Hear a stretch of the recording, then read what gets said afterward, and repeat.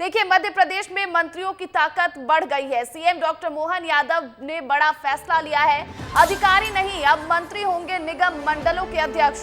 दिसंबर 2023 में निगम मंडलों के अध्यक्षों को हटा दिया गया था और इसके बाद राजनीतिक नियुक्तियां नहीं होने के कारण संबंधित विभाग के अपर मुख्य सचिव या प्रमुख सचिव को अध्यक्ष का प्रभार सौंप दिया गया था, लेकिन अब मंत्री ही अध्यक्ष के तौर पर काम करेंगे। तो देखिए, मध्य प्रदेश में मंत्रियों की ताकत और ज्यादा बढ़ गई है। कल कैबिनेट की बैठक हुई, इसके बाद सीएम डॉक्टर मोहन यादव ने एक बड़ा फैसला लिया है और अब मंत्रियों को ही निगम मंडलों का अध्यक्ष बनाया गया है।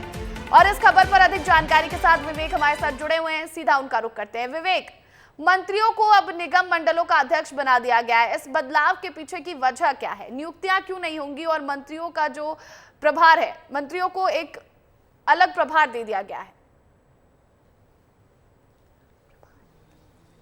देखिए, मध्य प्रदेश में सरकार भले ही कोई कदम उठा रही है तो उसमें समय लग रहा है, क्योंकि प्रभारी मंत्रियों की जब नियुक्ति होनी थी करीब 6 महीने बाद नियुक्ति हुई है। ऐसे में निगम मंडलों में फिलहाल नियुक्तियां अभी सरकार करने के मूड में नहीं है। यही वजह है कि विभागीय मंत्री को संबंधित निगम मंडलों का अध्यक्ष बनाया गया है। सबसे महत्वपूर्ण बात है कि अभी जो प्रशासनिक अधिकारी हैं, एसीएस है, प्रमुख सचिव हैं, सचिव हैं, वो अभी निगम मंडलों में बतौर अध्यक्ष की भूमिका में थे। अब कल सरकार ने कैबिनेट में डिसीजन लिया है कि अब संबंधित विभाग के मंत्री ही अध्यक्ष होंगे। लिहाजा कैबिनेट के डिसीजन के बाद सामान्य प्रशासन विभाग ने आदेश भी जारी कर दिया है और अब लगातार मंत्रियों की जिम्मेदारी बढ़ जाएगी।